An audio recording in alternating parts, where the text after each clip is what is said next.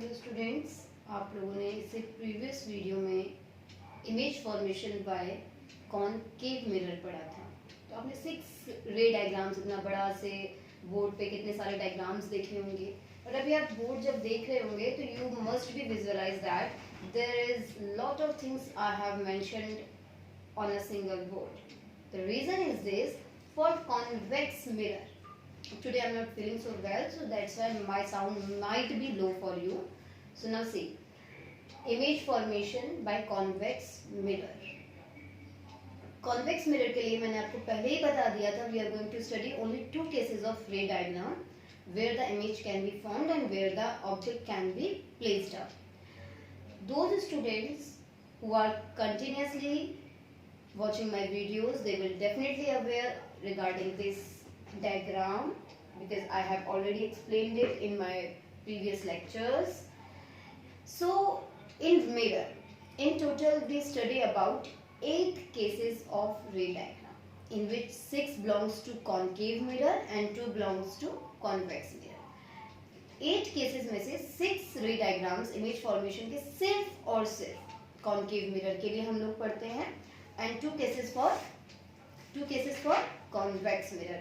तो जब भी मैंने आप लोगों को ये बताया था तभी मैंने आपको ये भी बताया था कि उस दिन क्या बहुत ध्यान से पढ़िए, आपको यही चीज रिलेट करेगी कॉन्वेक्स के लिए 2 ही केसेस क्यों हैं। आपको पता है this is your spherical ball जिसको हमने एज अ मिरर किया है। हम लोग ये चीज डिस्कस कर चुके हैं, इसके 2 इक्वल हाफ्स डिवाइड किए, हमने डिसजॉइंट कर दिया इस स्फेरिकल बॉल को।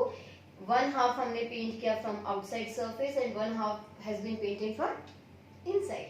सो नाउ सी कि दिस हाफ, इसका कुछ पोर्शन एज अ अपर्चर हमने ले लिया and this aperture will be of convex mirror.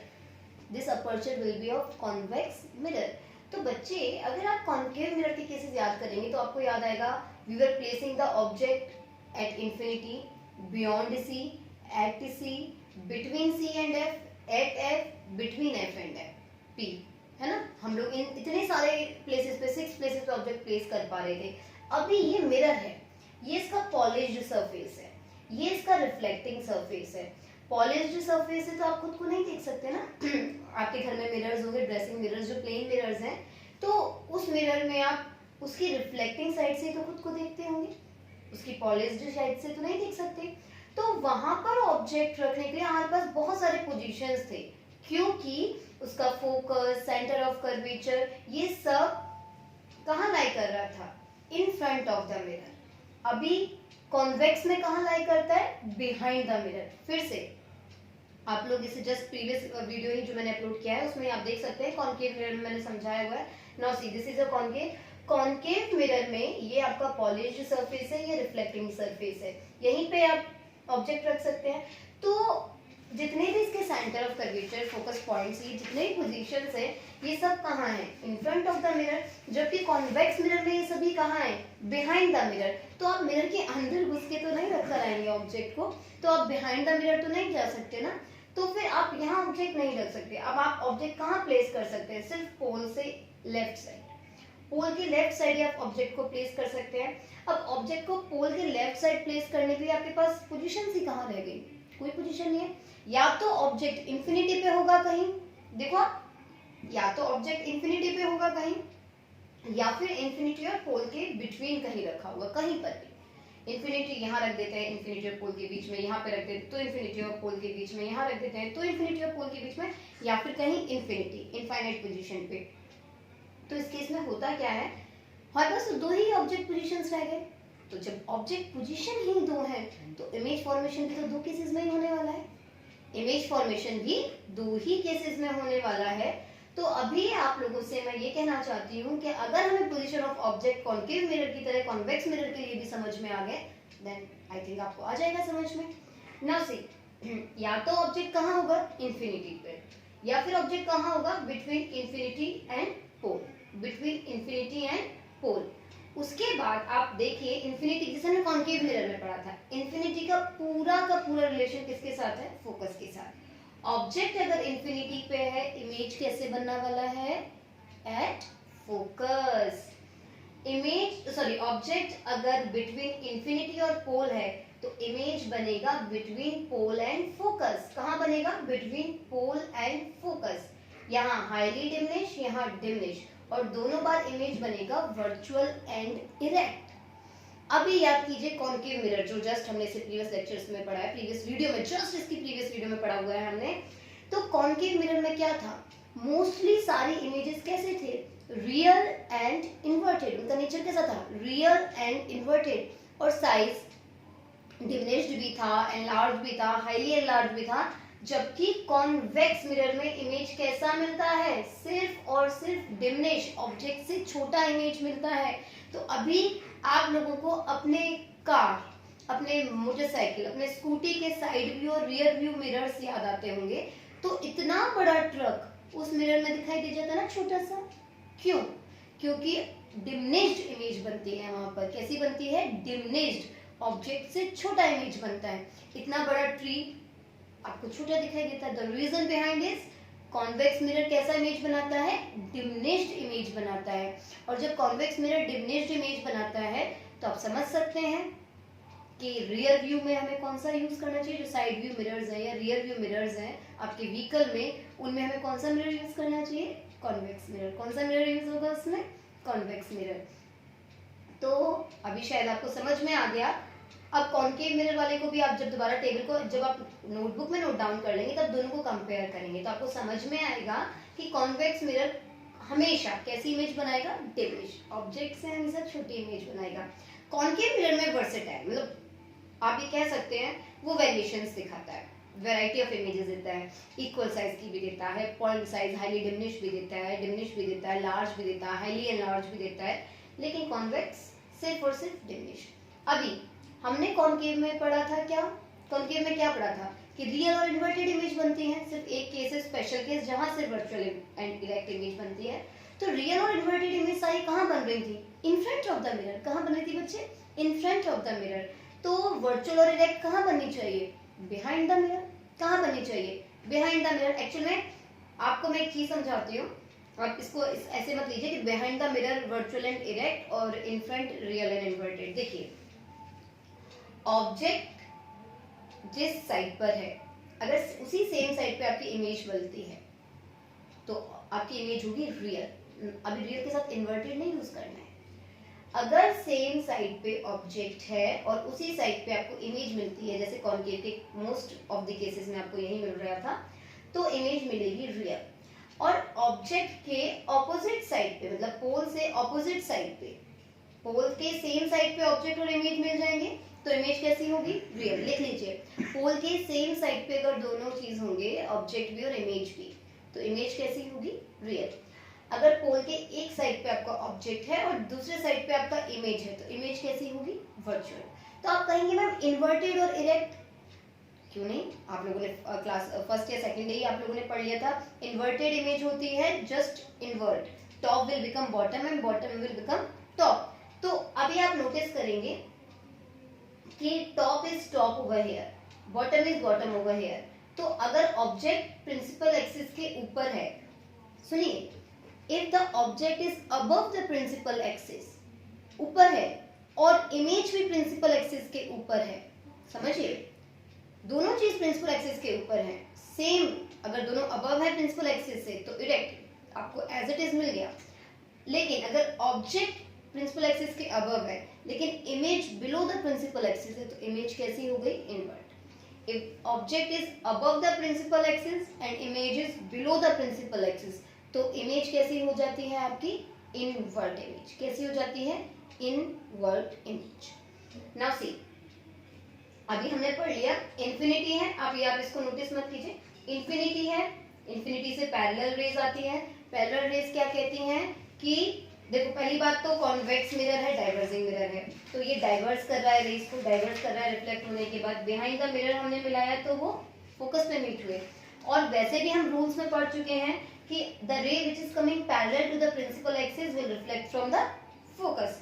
तो जब ऑब्जेक्ट इन्फिनिटी पे है, इमेज कहाँ मिली हमें? फोकस पे। अभी देखिए, ऑब्जेक्ट आपका फोकस और पोल के बीच में कहीं है, फोकस और पोल के बीच में कहीं है। एक रे पैरेलल जाएगी मेरे बच्चे, the ray which will go parallel will reflect from the focus. It will reflect from the focus. देखिए ऐसे डाइवर्स होके behind the mirror path trace किया तो कहां से निकल रही है, फोकस से। सेंटर ऑफ कर्वेचर से अब हम लेंगे एक, अगर सेंटर ऑफ कर्वेचर से जाएगी तो आपको पता है सेम पाथ फॉलो करते हुए रिफ्लेक्ट हो जाएगी। तो देखिए ये रे सेंटर ऑफ कर्वेचर से इस तरह से जा रही है, यू कैन सी इस तरह से सेंटर ऑफ कर्वेचर से पास ऑन हो रही है और यहीं से रिफ्लेक्ट हो गई है। और आपको मैंने कॉन्केव मिरर वाले केसेस में भी बताया था कि जो मीटिंग पॉइंट होता है रिफ्लेक्टिंग रेज का, जो मीटिंग पॉइंट होता है वो मीटिंग पॉइंट ही आपका इमेज फॉर्मेशन पॉइंट होता है। आपकी इमेज भी वहीं पर फॉर्म होती है, आपकी इमेज भी वहीं पर फॉर्म होती है जहां पर रिफ्लेक्ट होने के बाद रेज आपस में एक दूसरे को मीट करते हैं। आप लोगों ने कॉन्केव मिरर का पढ़ा, आप रिवाइज करेंगे तो आप देखेंगे कॉन्केव मिरर में भी रिफ्लेक्ट होने के बाद रेज जहां पे मीटअप हो रही थी वहां क्या मिल रहा था आपको, क्या मिल रहा था, इमेज। ऐसे ही कॉन्वेक्स मिरर में रिफ्लेक्ट होने के बाद इमेज आपको मीट होते हुए दिखाई दे, वहां पे आपको सॉरी रेज आपको मीट होते हुए दिखाई दे तो वहां पर आपको क्या मिलता है, इमेज। तो नाउ सी ये पैरेलल था, ये फोकस से रिफ्लेक्ट हुआ, आप देख सकते हैं एक्चुअल में डाइवर्स हुआ, जब बिहाइंड द रे पाथ हमने ट्रेस किया तो फोकस से रिफ्लेक्ट होता हुआ दिखाई दिया। सेम सेंटर ऑफ कर्वेचर से था और सेंटर ऑफ कर्वेचर से वापस आ गया। आप डबल एरो यहाँ पे देख सकते हैं। तो इस पॉइंट पे इमेज हुए तो यहीं पे हमें क्या मिल गया, इमेज मिल गया। हमने देखा object above the principal axis है, इमेज भी कहाँ मिल रहा है हमको, अबव द प्रिंसिपल एक्सिस। तो इमेज हमारी कैसी होगी, इरेक्ट। ध्यान रखना बहुत इंपॉर्टेंट पॉइंट है क्योंकि न्यूमेरिकल्स में यही चीज काम आती है कि इरेक्ट क्या है। बच्चे ये सोचते हैं वर्चुअल के साथ इरेक्ट, वर्चुअल है तो इरेक्ट इमेज, ऐसा नहीं है। जनरली वर्चुअल इमेज हमें इरेक्ट ही मिलती है, जनरली वर्चुअल के साथ हमेशा इरेक्ट इमेज ही फॉर्म होती है और रियल के साथ इन्वर्टेड ही। लेकिन हमें इस पॉइंट को पकड़ना है कि रियल कब है और किस वजह से है, वर्चुअल कब है और किस वजह से, इन्वर्टेड कब है और किस वजह से, एंड सेम वर्चुअल। तो रियल किस वजह से है, जब ऑब्जेक्ट वाले साइड पर ही आपको इमेज मिल जाए, on the same side of object. Image कैसी होगी, रियल। ऑब्जेक्ट के ऑपोजिट साइड पोल से अगर इमेज मिलती है तो इमेज कैसा होगा आपका, वर्चुअल। तब आपका इमेज कैसा होगा, वर्चुअल। और अगर आपका object above the principal axis है और इमेज भी आपको अबव द प्रिंसिपल एक्सिस मिलती है तो इमेज कैसी है, इरेक्ट। और ऑब्जेक्ट आपका अगर अबव प्रिंसिपल एक्सिस है और इमेज आपकी बिलो प्रिंसिपल एक्सिस है तो इमेज कैसी है आपकी, इन्वर्टेड। अभी शायद समझ में आया होगा, है ना। तो अभी आपको करना क्या है, इसको पढ़ना है, इसके साथ साथ आपको कॉन्केव मिरर के केसेस को दोबारा से पढ़ना है, फिर दोनों में कंपैरिजन करना है। कंपैरिजन करके जहां कोई भी दिक्कत आता है आप मुझे इधर कमेंट में कर लिख सकते हैं, आप मुझे मेरे व्हाट्सएप ग्रुप जो बच्चे मेरे साथ अटैच है वहां पे क्वेश्चंस अपने पुट ऑन कर सकते हैं, लेकिन ये कॉन्सेप्ट क्लियर होना चाहिए। अच्छा, नेक्स्ट क्लास में जब हम रियल और वर्चुअल इमेज पढ़ेंगे तो हमें ये पता होना चाहिए कि जब वर्चुअल इमेज बनी थी तब कैसे हमारे रे डायग्राम्स थे और जब रियल इमेजेस बनी थी तब हमारे कैसे रे डायग्राम्स थे।